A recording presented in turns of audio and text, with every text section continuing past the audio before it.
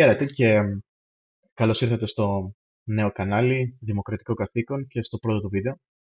Στο συγκεκριμένο κανάλι θα μιλάμε για ε, θέματα της πολιτικής, όπως ενδεικνύει και το όνομα του καναλιού, και θα μιλάμε και για οποιαδήποτε άλλα θέματα που κρίνονται ενδιαφέροντα. Ε, το κανάλι δημιουργήθηκε για να υπάρχει ένας διάβλος ανοιχτής επικοινωνίας και καθαρής πολιτικής απόψεως, χωρίς την ύπαρξη πολιτικών παροπίδων και οποιοδήποτε, ε, οποιονδήποτε συσχετήσεων με κομματικούς μηχανισμούς. Είμαστε ανεξάρτητοι, ε, αυτόνομοι και κυρίως λογικοί. Ε, και αυτό μπορεί να το καταλάβεις και από τον ίδιο το όνομα του καναλιού, Δημοκρατικό Καθήκον, και είναι το καθήκον μας ως δημοκρατικοί πολίτες, ως πολίτες μιας χώρας με δημοκρατικούς εμ, φορείς, να ασχολούμαστε με τα κοινά, όπως κάνανε και οι προγόνοι μας στην ιστορία. Και όχι μόνο με τα ελληνικά, αλλά και όλα τα άλλα, τα διεθνή, ευρωπαϊκά και κυρίως θέματα που ασχολούν τον δυτικό κόσμο. Εμ, το κανάλι φτιάχτηκε για αυτόν τον λόγο και επίσης από πίσω, εμ, μάλλον στο μέλλον, θεωρούμε ότι εμ, μπορεί να γίνει και φορέας. Υπάρχει εμ, η ανάγκη για ένα σοβαρό πολιτικό φορέα που δεν αυτοαποκαλείται δεξιός, αριστερός, σοσιαλιστικός ή οτιδήποτε άλλο. Αυτοί οι όροι είναι παροχημένοι και δεν συνάδουν με την νέα μοντέρνα πραγματικότητα. Στη τελική, τι είναι δεξιά και τι είναι αριστερά? Αυτοί οι όροι έχουν πλέον καταστραφεί και είναι ίσως μόνο κύριος γραφικοί. Ε, οπότε, ο καλύτερος τρόπος, πιστεύω, για να συζητάμε για τα θέματα της επικαιρότητας είναι με εφαλτήριο ε, το X. Το X είναι το πρώην Twitter που το αγόρασε ο Elon Musk και μετανομάστηκε και προβάλλει πληροφορίες χωρίς το φιλτράρισμα από τους δημοσιογράφους, που σχεδόν πάντα είναι στρατευμένοι είτε στην αριστερά είτε στη δεξιά. Ε, είναι αυτό που λέμε οι πληροφορίες raw.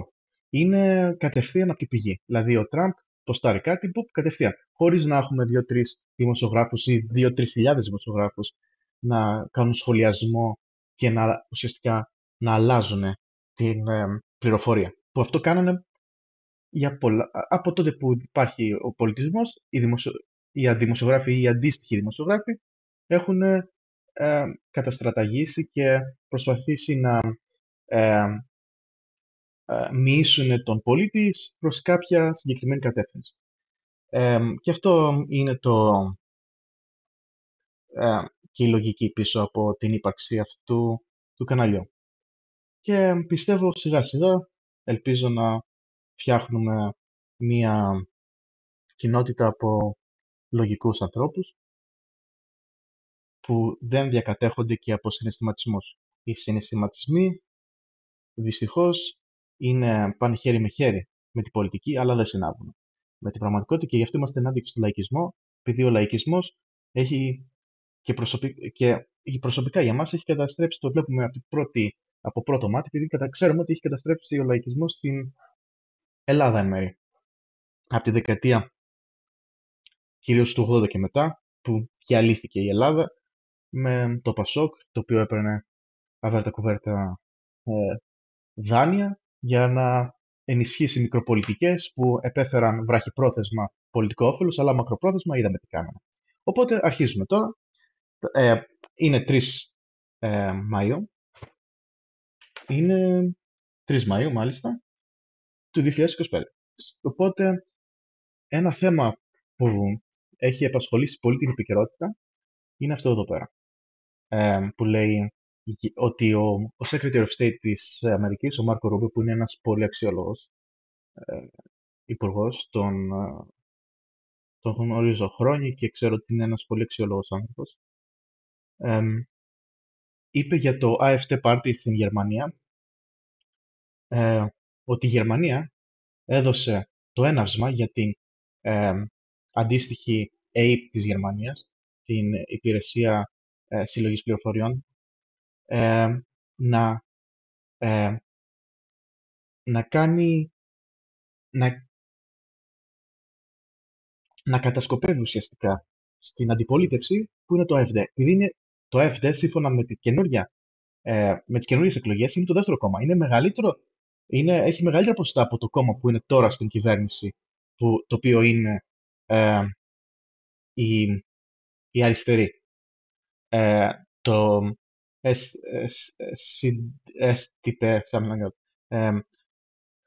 Και για κάποιο λόγο ο τώρα πρωθυπουργός καγκελάριος της Γερμανίας, ο Σούλτς, είναι ακόμα στην εξουσία, ενώ έχουν νικήσει υποτίθεται οι συντηρητικοί, οι χριστιανοδημοκράτες του Μέρτς. Ο Μέρτς δεν έχει ακόμα ορκιστεί σαν καγκελάριος και ουσιαστικά η αντιπολίτευση που είναι το AfD τώρα θα κατασκοπεύεται νόμιμα από την ίδια την κυβέρνηση της Γερμανίας. Και ο Ρούμπιο είπε ότι αυτό είναι απαράδεκτο ουσιαστικά. Όπως βλέπουμε εδώ πέρα, ο Ρούμπιο on AfD verdict, Germany is tyranny in disguise. Το γνωρίζω πως αυτό είναι μέσα από το Euronews, αλλά ουσιαστικά αυτό είπε. Πρέπει να... ένα λεπτό, να δούμε και το αντίστοιχο tweet του Ρούμπιο.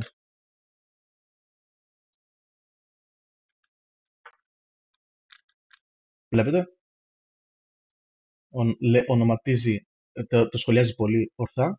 Germany just gave its spy agency new powers to surveil the opposition. That's not democracy, it's tyranny in disguise. Όλο σωστό. Δεν μπορείς να λες ότι είμαστε υπέρ της δημοκρατίας, αλλά από την άλλη ουσιαστικά να εφαρμόζεις τυραννικά φασιστικά μέτρα. What is truly extremist is not the popular AfD, που είναι το δεύτερο μεγαλύτερο κόμμα. Ουσιαστικά σχεδόν πρώτο, για λίγες μονάδες έφτασε.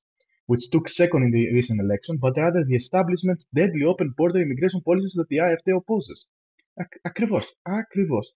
Και Germany should reverse course. Και θεωρώ ότι πρέπει να μπουν έξτρα ταρίφες στη Γερμανία. Κάτι πρέπει να γίνει να βάλουν μυαλό. Δεν μπορεί να κάνεις τέτοιες φασιστικές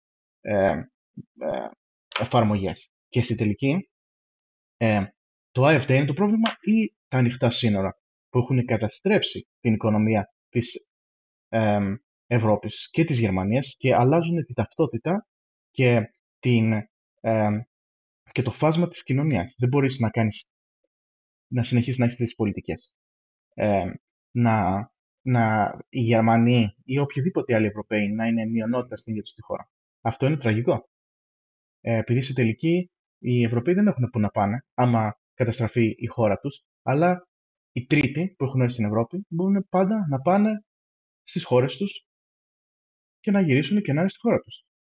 Και είναι το λογικό. Και δεν θα είχα θέμα αν οι ίδιοι που ερχόντουσαν, δεν θα είχαμε θέμα αν οι ίδιοι που ερχόντουσαν σε αυτές τις χώρες, οι μετανάστες από οποιαδήποτε χώρα, άλλαζαν και υπερασπιζόντουσαν την ίδια τους την νέα τους πατρίδα. Δηλαδή ένας, για παράδειγμα, Έλληνα να πάει στην Αγγλία, που το κάνουν ή στην Αμερική, και γίνονται full Αμερικάνοι οι Έλληνες στην Αμερική.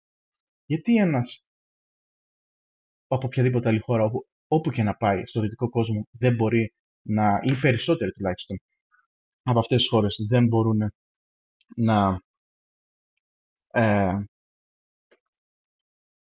να προσαρμοστούν στην νέα τους πατρίδα. Και ούτως ή άλλως η πολιτική των ανοιχτών συνόρων, η αλόγιστη πολιτική των ανοιχτών συνόρων που αφήνουν χιλιάδες χιλιάδων, εκατομμύρια εκατομμυρίων να μπαίνουν στις χώρες μας, οικονομικά δεν βγάζει νόημα. Πέρα από το γεγονός ότι αν είναι και παράνομοι μετανάστες, και το έχουμε δει και στην Ελλάδα, αν οι παράνομοι μετανάστες δεν καταγράφονται, άρα θα δουλεύουν για πολύ λιγότερα. Θα δουλεύουν για 20 λεπτά για να κάνουν τις ίδιες δουλειές που ένας Ευρωπαίος κάνει για 15 € με 20 € την ώρα. Ενώ ο άλλος μπορεί να δουλεύει για 2 € την ώρα. Αυτό είναι ένας αθέμητος ανταγωνισμός προς τον ίδιο τον εργάτη. Ο εργάτης της Ευρώπης, ο Ευρωπαίος, ο Ευρωπαίος βιοπαλαιστής, δέχεται αθέμητο ανταγωνισμό από αυτούς τους ξένους. Αυτοί που δουλεύουν, επειδή πολλοί άλλοι δεν δουλεύουν και ε, κάθονται με τα κονδύλια που τους δίνει ε, πολύ, ε, το ευρωπαϊκό, οι ευρωπαϊκές χώρες, που είναι πολύ γαλαντόμες και δίνουν από εδώ και από εκεί χρήματα. Αυτή η πολιτική δεν συνάδει με την πραγματικότητα. Και αν πας σε τελική στην Μπαρκελόνη, στην Αθήνα, πήγαινε σε αυτές τις περιοχές και θα δεις κάποιο στο Μιλάνο, που είχα πάει και σχετικά πρόσφατα, και βλέπεις tourists not welcome. Ή στη Βαρκελόνη, ακριβώς ίδια λέγανε. Tourists not welcome. Ρε, οι τουρίστες δεν πρέπει να. Οι τουρίστες κάνουν το πρόβλημα ε, στο θέμα με τα νίκια κτλ. Σίγουρα έχει έναν ρόλο ο υπερτουρισμός. Αλλά αυτό δεν είναι το θέμα. Το θέμα είναι η ατελείωτη μετανάστευση.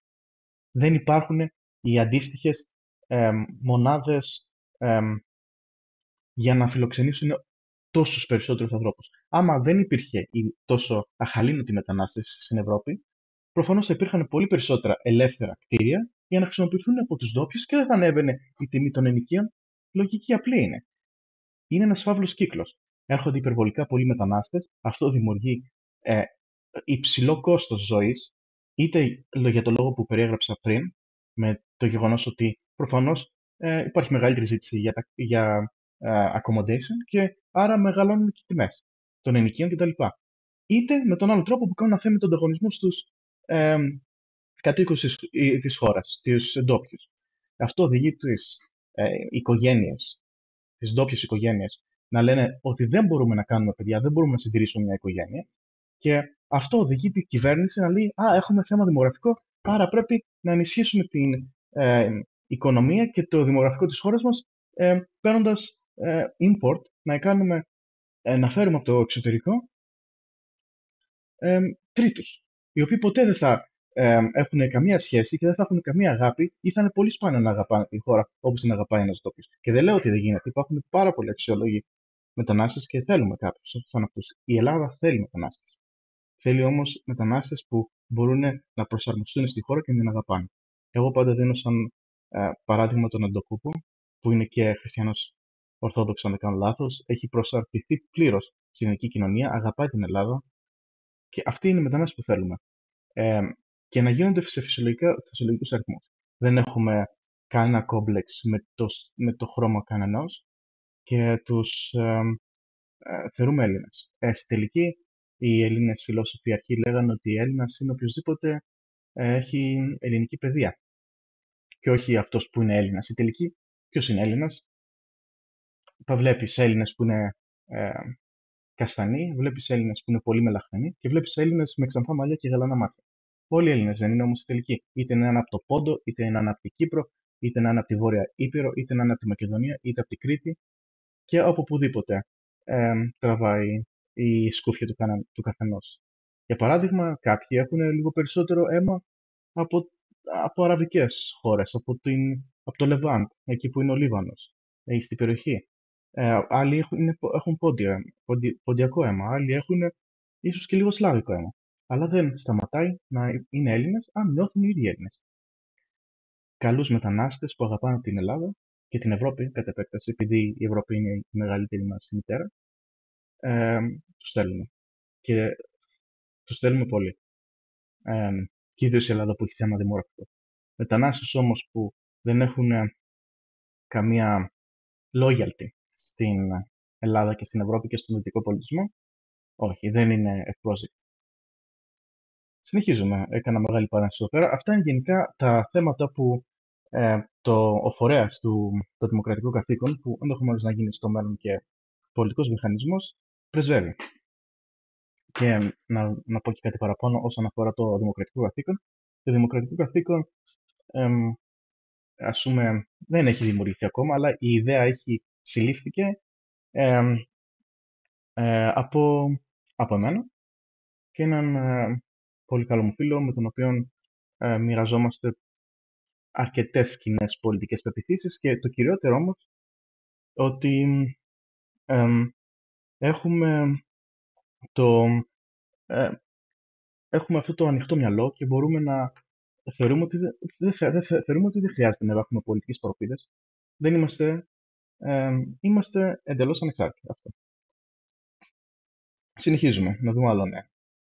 Εντάξει, ο Τζίμερος αξιόλογος άνθρωπος, ώρες γίνεται γραφικός και λέει πράγματα που δεν συμφωνώ, αλλά εγώ τον υποστήριξα στο παρελθόν και είναι ένας πολύ,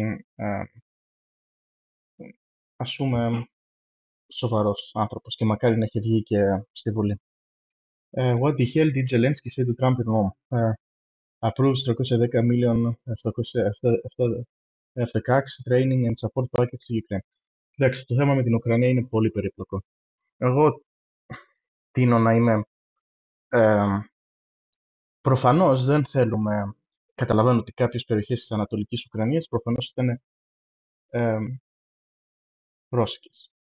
Ξεκάθαρα. Πολλές. Δηλαδή, η Ουκρανία τώρα και η Ρωσία δεν έχουν και πολύ μεγάλη διαφορά. Αλλά πρέπει να αποδέχεσαι ότι κάθε λαός θέλει την δικιά του ανεξαρτησία και την δικιά του αυτονομία, άμα τη θέλει. Και οι Ουκρανοί προφανώς τη θέλουν. Τώρα πρέπει να είμαστε λογικοί. Η Κριμαία αυτή χάθηκε το 2014 επί Ομπάμα. Αυτή δεν μπορεί να σωθεί. Αλλά απ' την άλλη, δεν είναι και το καλύτερο για εμάς τους Έλληνες αν αποδεχτεί, ας πούμε, αν είναι να αποδεχτεί από όλο τον κόσμο η ύπαρξη της Κριμαίας ως κομμάτι της Ρωσίας. Επειδή μετά ανοίγουμε τις πόρτες για να ζητάνε και οι Τούρκοι να αναγνωριστεί επισήμως παγκοσμίως από όλους τους φορείς και η Βόρεια Κύπρος ως ανεξάρτητη ή και ως κομμάτι της Τουρκίας, να αναγνωριστούν ενδεχομένως κάποιες βραχονησίδες που εμείς θεωρούμε ελληνικές και είναι ελληνικές και είναι και de facto ελληνικές, αλλά αυτοί να θέλουν να τις κάνουν γκρίζες ζώνες δεν είναι και το καλύτερο. Αλλά από την άλλη, μην λησμονούμε και το γεγονός ότι η... βλέπετε, δεν ασχολούνται όλοι για την Ουκρανία και την Ουκρανία, αλλά για την Κύπρο, η οποία είναι επί το ίμιση κατελημμένη από έναν βαρβαρικό Ισλαμικό λαό, Ισλαμική κυβέρνηση, ας πούμε, δεν λένε τίποτα. Και μάλιστα οι επίτροποι της Ευρώπης, αυτή η Κάλλας, που είναι επίτροπος εξωτερικών υποθέσεων ή ό,τι είναι, πηγαίνει στο Αζερβαϊτζάν και κάνει εγκόμια στον πρόεδρο Αλίγεβ του Αζερβαϊτζάν, που είναι προφανώς δικτάτορας, και έχοντας μόλις κάνει γενοκτονία ενάντια των Αρμένων στον Αγκόρνο Καραμπάχ. Για τον Αγκόρνο Καραμπάχ που έγινε το 2020 με 2021. Η γενοκτονία δεν έχει βγάλει κανείς μόκο. Το έχουμε ξεχάσει όλοι ότι έγινε η γενοκτονία των Αρμενίων εκεί πέρα στα πατρογονικά του εδάφια. Και μιλάμε για αυτό το πρόβλημα χρωμάτι για την Ουκρανία.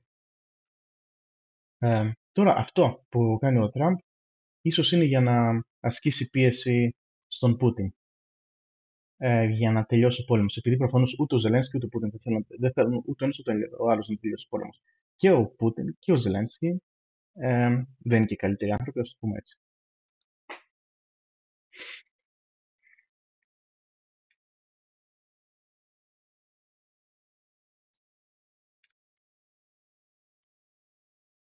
Προφανώς το globalist lobby δεν θέλει ανεξάρτητους ηγέτες. Αυτό το βλέπαμε και στην Αμερική, που τον Τραμπ δεν τον θέλουμε προφανώς καθόλου. Δεν ξέρω, το 2020 μπορεί να αναφέρθηκαν οι εκλογές, αν αυτό το λέμε.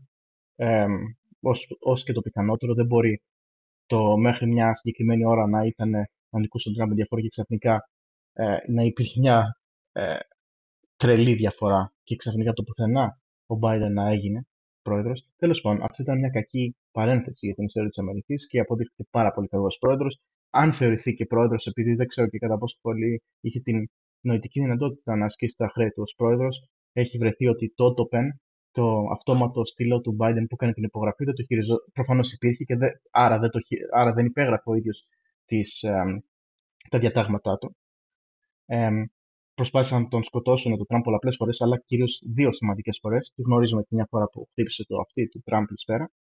και προφανώς με τις πολλαπλές ηλίθιες δίκες που δέχτηκε ο Τραμπ για να τον πάνε φυλακή ως το χειρότερο σενάριο ή τουλάχιστον για να μην τον αφήσουν να εκλεγεί ξανά. Αλλά τελικά ευτυχώς τα κατάφερε. Αλλά βλέπουμε, μόνο η Αμερική το κατάφερε. Στην Ολλανδία ο Geert Wilders βγήκε πρώτο κόμμα και παρόλα αυτά δεν μπόρεσε να σχηματίσει κυβέρνηση επειδή όλοι πεισματικά δεν τον θέλανε να γίνει πρωθυπουργό τη Ολλανδία. Και τι ήθελε ο Κακομοίρη, να μην υπάρχει αχαρνήτη μετανάστευση στη χώρα του. Το ίδιο παραπλήσιο γεγονό έγινε και στην Αυστρία.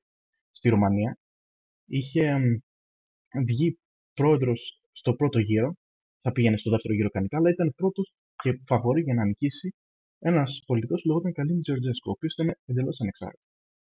Και ουσιαστικά είπανε τα γνωστά ότι είναι πιόνι της Ρωσίας και τις μαλακίες και προσπάθησαν να τον συλλάβουν, τον συλλάβανε και μετά κάνανε ανούλ τις εκλογές και οι εκλογές γίνονται τώρα τον Μάιο και παρόλο δεν τον άφησαν να ξανακατέβει προφανώς και τώρα ο πρώην πρόεδρος της Ρουμανίας ήταν παραπάνω, δηλαδή ε, ε, ήταν πρόεδρος παραπάνω από αυτό που ορίζει η θητεία του και τώρα είναι ένα σύντεριμ, έτσι, ένα πιονάκι. Βλέπεις, ακόμα και στη Ρουμανία δεν θέλουν να υπάρχει οτιδήποτε ανεξάρτητος, δεν θέλουν κάποιον που να μην παίζει 100% με το πρόγραμμα της νέας τάξης πραγμάτων και της παγκοσμιοποίησης. Μόνο στην Αμερική, φαίνεται η Αμερική έχει αρκετά καλή δημοκρατία για να μπορέσει αυτό να αντιμετωπιστεί. Στη Γερμανία είδαμε προηγουμένως και συζητήσαμε προηγουμένως τι γίνεται. Και στη Γαλλία θέλουν να βάλουν φυλακή την Λεπέν. Βλέπετε, στις περισσότερες χώρες δυστυχώς υπάρχει αυτό το θέμα. Δηλαδή, το βλέπεις και καταλαβαίνεις ότι ο κόσμος πάει πολύ άσχημα. Ο Φάραντζ θεωρώ ότι έχει πιθανότητα, επειδή είναι πιο έξυπνος και τώρα έχει αρχίσει και όλο και πηγαίνει λίγο προς το κέντρο. Και μπορεί να βγει πρωθυπουργός στην Ηνωμένο Βασίλειο. Okay. Α, έγιναν οι εκλογές στην Αυστραλία και βγήκαν πανηγυρικά εκεί πέρα οι αριστεροί. Αυτός είναι ένας ακροαριστερός ηλίθιος. Conservatives are losing everywhere. People around the world have seen what Trump and MAGA are doing to America when nothing to do with right-wing bullshit. Καλά, αυτός είναι μαλάκας. Right-wing bullshit. Να θέλεις να προστατεύεις τη χώρα σου. Λοιπόν, αυτόν άνευ λόγου. Δεν το χρειάζεται καν να το βλέπω. Μπλα μπλα μπλα. Δεν ενδιαφέρομαι για αυτήν την ανάρτηση ή σίγασε αυτή τη μαλάκα. Σίγασε. Άστα. Αυτή την έχω παρακολουθήσει και live η κυρία Μαρία Ευθυμίου. Πριν 40 χρόνια οι μαθητές δημοτικού ήξεραν περισσότερο από τους υπόπτους ηλικίας. Δεν μπορώ να τοποθετηθώ σε αυτό. Ίσως έχει δίκιο η κυρία Ευθυμίου, πολύ αξιόλογη και θυμάμαι έλεγε τόσο γλαφυρά την ιστορία, και κυρίως τη μοντέρνα ιστορία, αν δεν κάνω λάθος, που σε κάνει να θέλεις να ασχοληθείς και εσύ με την ιστορία και να την εξερευνήσεις μόνος σου. Δυστυχώς οι περισσότεροι γενικά δεν ξέρουν καθόλου από ιστορία, από γεωγραφία, γενικά δεν ξέρουν τίποτα. Οι νέοι και οι μεγάλοι, γιατί και οι μεγάλοι πιο. Δυστυχώς υπάρχει μεγάλη αμάθεια. Αλλά δεν είμαι σίγουρος αν η αμάθεια που υπάρχει τώρα είναι πραγματικά μεγαλύτερη από αυτή που υπήρχε πριν 40 χρόνια ή απλώς αν πάντα υπήρχε αμάθεια. Και το πιθανότερο είναι το πάντα. Επειδή να σου πω, και να σου πάει κάποιο με ένα χολί να σου βάζει τις γνώσεις στο κεφάλι, αν εσύ είσαι απέδευτος, αν δεν έχεις την περιέργεια. Αυτό είναι το σημαντικό. Πρέπει να έχεις την περιέργεια. Αν δεν έχεις την περιέργεια να ψάξει μόνο σου, και ιδίω τώρα που έχουμε το μεγαλύτερο και το πιο σημαντικό εργαλείο μπροστά στα χέρια μα, το Ιντερνετ, και αυτό μπορεί να γίνει από το κινητό, ακόμα και το ChatGPT να χρησιμοποιήσει να μάθει δύο πράγματα. Δεν το κάνουν, δεν έχουν βασική περιέργεια. Εδώ δεν ξέρουν γεωγραφία και όλη την ώρα στο κινητό έχουν ένα κινητό μπροστά του που έχει Google Maps. Και πολλοί χρησιμοποιούν το Google Maps, αλλά μόνο για την πόλη του. Δεν μπορούν να δουν τουλάχιστον ότι η Βραζιλία συνορεύει με την Αργεντινή. Εγώ έχω ακούσει πού είναι η Βραζιλία, συνορεύει με την Αγγλία. Και κάτι ηλίθια θέματα που λυνόντουσαν με κυριολεκτικά ένα δευτερόλεπτο να κοιτάξει το χάρτη. Αλλά προφανώ ο μέσο άνθρωπο, και δεν είναι μόνο Έλληνα, ο μέσο άνθρωπο γενικά δεν έχει την περιέργεια να ψάξει. Και αυτό έχει σχέση και με την πολιτική. Πώ γίνεται να λέμε ότι ε, το δημοκρατικό σύστημα είναι το καλύτερο, που προφανώ και είναι. Αλλά πρέπει να υπάρχει και μια μόρφωση για να κάνει backup το δημοκρατικό, ε, ε, το δημοκρατικό σύστημα. Αν δεν υπάρχει αυτή μια βασική μόρφωση, τότε θα έρχεται ο κάθε λαϊκιστής και θα μπορεί να επηρεάζει την κοινή γνώμη και κυρίως με συναισθηματισμούς. Αυτό είναι ένα πράγμα, ένα βλαβερό εργαλείο που έχει χρησιμοποιήσει πάρα πολύ αριστερά. Υπερβολικούς συναισθηματισμούς. Μπλα μπλα μπλα, να ανοίξουμε τα σύνορα, να αφήσουμε χιλιάδες και χιλιάδες παράνομους μετανάστες ή και νόμιμους μετανάστες στη χώρα μας. Αλλά να μην, δεν υπάρχουν, το Αιγαίο είναι για τα ψάρια, δεν υπάρχουν σύνορα στην φύση. Και αυτό είναι λάθος. Υπάρχουν σύνορα στη φύση. Οι λύκοι της μιας αγέλης δεν πάνε ποτέ στην περιοχή που κυνηγάνε οι λύκοι της Β' αγέλης. Είναι η μόρφωση πάρα πολύ σημαντική. Αυτό θέλω, εκεί ήθελα να καταλήξω. Δεν κάθομαι να ασχολούμαι με αυτό. Οκ.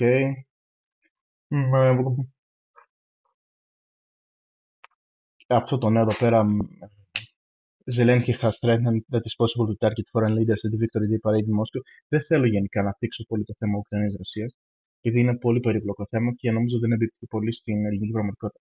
Το μόνο σίγουρο είναι πως πρέπει η Ελλάδα να μην ασχολείται με αυτό το θέμα. Πρέπει να είναι ουδέτερη. Να μην είναι ούτε υπέρ τη Ουκρανία ούτε υπέρ τη Ρωσία. Όπω βλέπουμε και η Τουρκία είναι ουδέτερη. Γιατί παίζουν αυτοί καλύτερο παιχνίδι, γιατί έχουν αφήσει να υπάρχουν πτήσει μεταξύ Κωνσταντινούπολη και άλλων πόλεων τη Τουρκία με τη Ρωσία, ενώ όλη η Ευρώπη το έχει καταργήσει, επειδή είναι διπλωμάτε.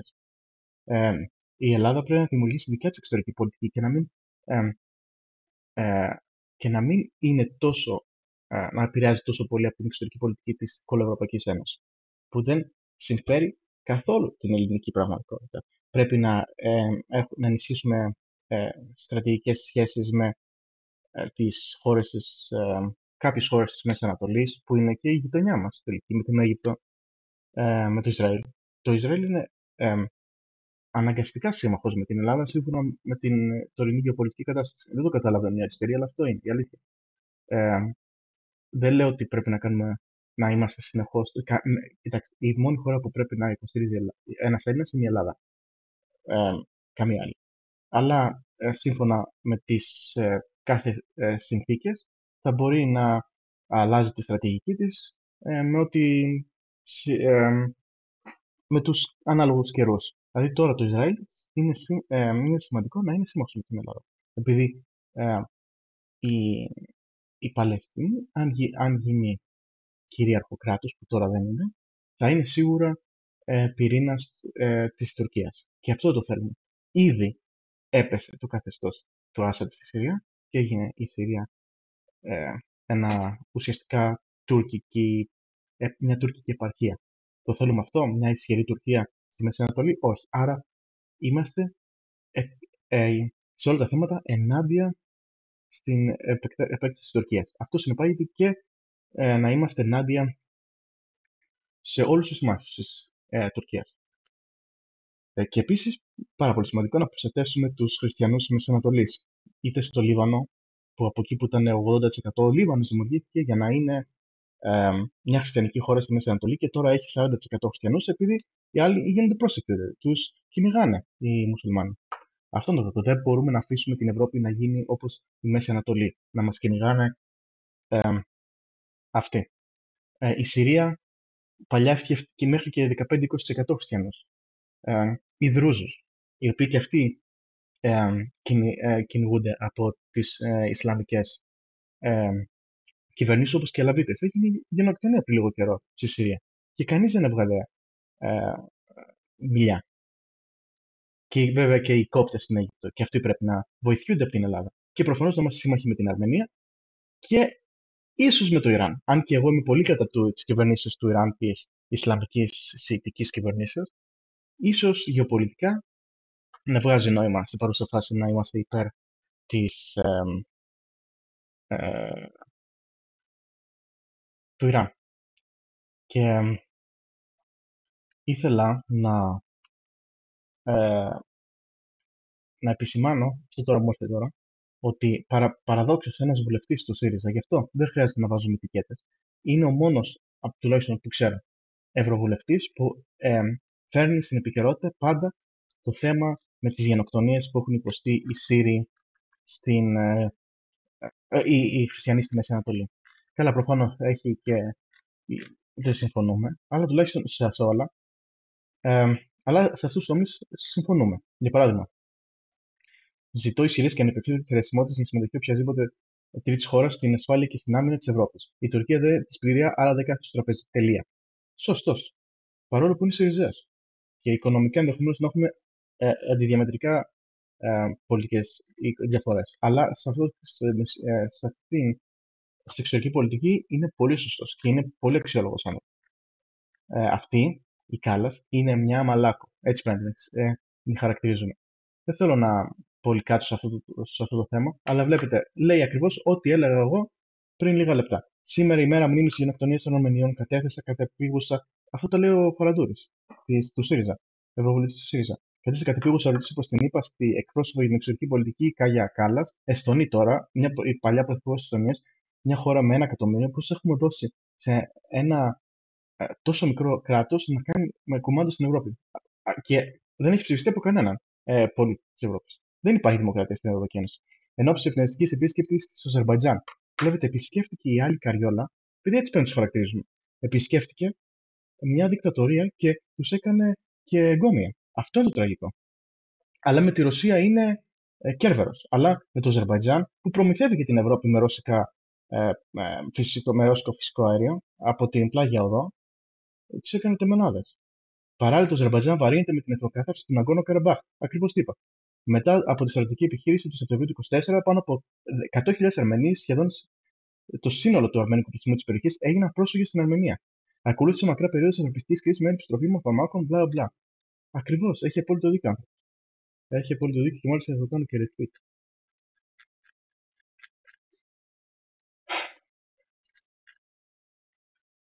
Μιλάμε 30 λεπτά, θα κάνουμε λίγο ακόμα και το κλείνουμε. Αυτό είναι το αρχικό. Ξέρω δεν θα πάει καλά, αλλά είναι η αρχή. Έτσι, για να έχουμε κάποια εισαγωγή. Γενικά δεν θα πολύ ασχολούμαι με νέα που έχει προβάλει το Euronews κτλ. Επειδή είναι σαν να τα βλέπουμε από το ίδιο το site που μετά καταστρέφει και τον λόγο που είμαστε στο X. Στο X είμαστε για να βλέπουμε τις πηγές από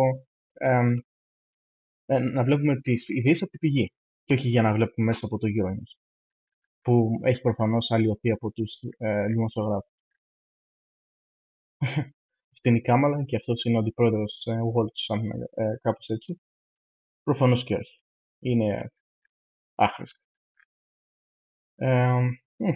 Το GTA 6 δεν θα βγει ποτέ ή θα βγει τον Μάιο του 26, εντάξει, έχουμε καιρό ακόμα. Δεν είναι, έρχεται. Μην νομίζετε, ο χρόνος περνάει γρήγορα. Οκ. Να δούμε αν υπάρχει κανένα καινούριο νέο.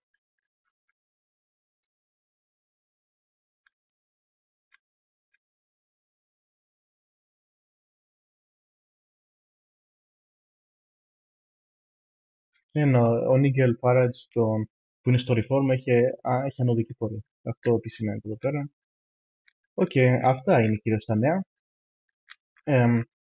Γενικά θα προσπαθήσουμε στο κανάλι να μην συζητάμε πολύ για θέματα έτσι μικρό-θέματα, δηλαδή του στυλ σκότωσε αυτός, αυτήν ή αυτήν αυτόν. Για αυτά τα μικροεγκλήματα δεν θα μιλάμε επειδή δεν είναι τόσο σημαντικά πολιτικά. Τώρα, άμα είναι σαν αυτό το θέμα με τον George Floyd, θα το θίξουμε, άμα είναι τόσο κοσμοϊστορικό γεγονός. Αλλά γενικά θα αποφεύγω να μιλάω για αυτά τα θέματα, επειδή δεν με απασχολούν και δεν με ενδιαφέρουν και ιδιαίτερα. Ναι, αυτό τώρα είναι ένα αμερικάνικο θέμα. Εντάξει, νομίζω δεν μας απασχολεί. Οκ, ωραία. Λοιπόν, αυτό ήτανε. Ελπίζω να σας άρεσε το βίντεο, το πρώτο βίντεο, να έκανα καλή ενημέρωση. Νομίζω αυτά που λέω τα πιστεύω και νομίζω είναι σωστά.